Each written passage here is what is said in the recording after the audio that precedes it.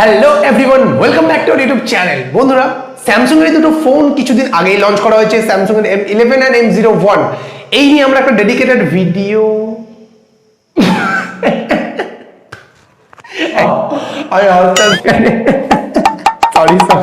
হ্যাঁ, একটু কমেডি বেশি বেশি হয়ে গেছিল, তবে এই নিয়ে একটা ডেডিকেটেড ভিডিও আমাদের চ্যানেলে অবশ্যই পেয়ে যাবেন আপনারা। অ্যান্ড যদি না দেখে থাকেন আপনারা এখনো ভিডিওটা, আমরা ডেসক্রিপশনে আর আই বাটনে লিংক দিয়ে দিচ্ছি, ডেফিনেটলি গিয়ে চেক আউট করতে পারেন। সো লেটস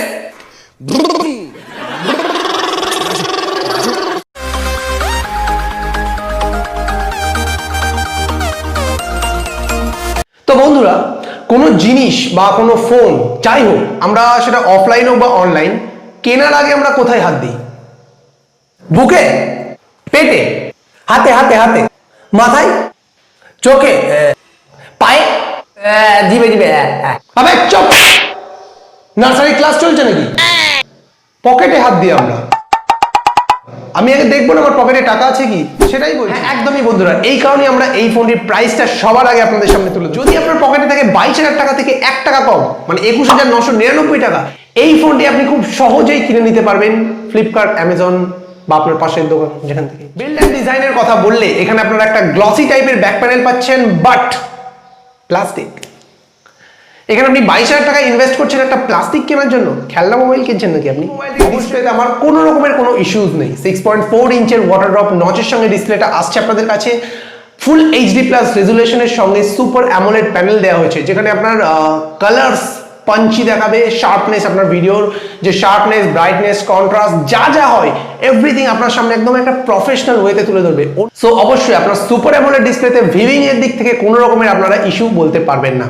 র্যাম এন্ড স্টোরেজের কথা বলে আমি আগেই যেমনটা বললাম আপনাদের, 128GB র্যাম এন্ড স্টোরেজ পাচ্ছেন আপনারা।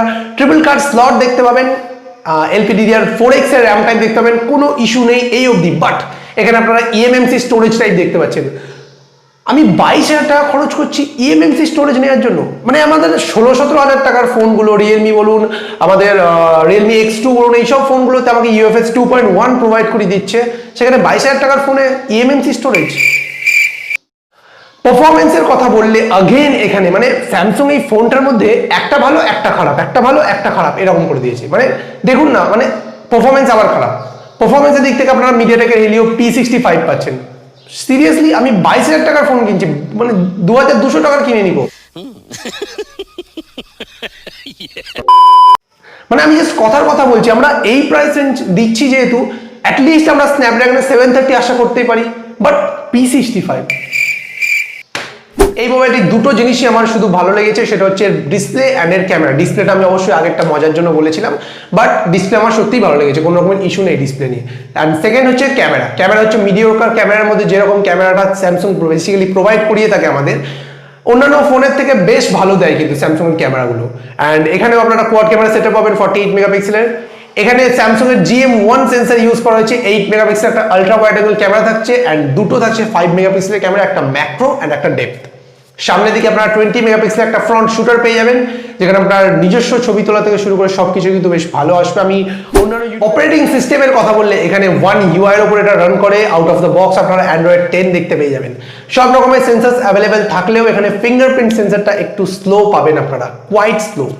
অ্যান্ড জানি না কিছুদিন পর হয়তো এই স্লোটা আর একটু বেড়ে গেলেও যেতে পারে। দেখুন, প্রত্যেকটা ফোন যা যা আমরা ইউজ করি সেখানে ফিঙ্গারপ্রিন্ট সেন্সর যদি থেকে থাকে, বেশ কিছুদিন ইউজ করার পর এটা অবশ্যই স্লো হতে বাধ্য। কিন্তু আমি যখন কিনছি সেটা কেন কোয়াইট হলেও একটু হলেও কেন স্লো কিনবো, প্রশ্ন না? আদারওয়াইজ আপনারা এখানে ফেস আনলকের ফিচার পাচ্ছেন, NFC সাপোর্ট থাকছে আপনাদের জন্য, 3.5mm অডিও জ্যাক পাচ্ছেন, টাইপ সি পোর্ট পাচ্ছেন, 5000 mAh এর ব্যাটারি পাচ্ছেন। বাট अगेन এখানে স্যামসাং একটা 15 ওয়াটের স্টুপিড চার্জার দিয়ে দিয়েছে। রিয়েলমি 6 থেকে শুরু করে যেসব ওই রেঞ্জের মানে 16-17 টাকার ফোন না, সেখানে 30 ওয়াটের চার্জার প্রোভাইড করানো হচ্ছে, যেখানে 15 ওয়াটের চার্জার স্যামসাং।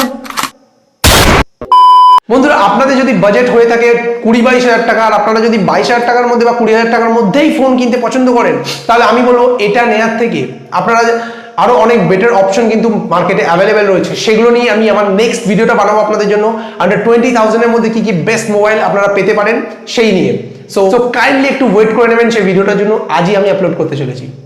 এরকম অনেকই দারুণ দারুণ ফিচার্স আপনারা সেখানে পেয়ে যাবেন। তো বাস বন্ধুরা, আজকের ভিডিওটা এই পর্যন্ত। ভিডিওটা কেমন লাগলো অবশ্যই আমাকে কমেন্টের মাধ্যমে জানাবেন। যদি ভালো লেগে থাকে একটা লাইক করে দিয়ে যাবেন, আর এই ধরনের ভিডিও দেখতে ইন্টারেস্টেড থাকলে ডেফিনেটলি আমাদের চ্যানেলটি সাবস্ক্রাইব করতে পারেন। আমরা রেগুলার এই ধরনের ভিডিও আপলোড করি, আর চেষ্টা করবো আজকে থেকে 2টো করে ভিডিও আমাদের চ্যানেলে আপলোড করার।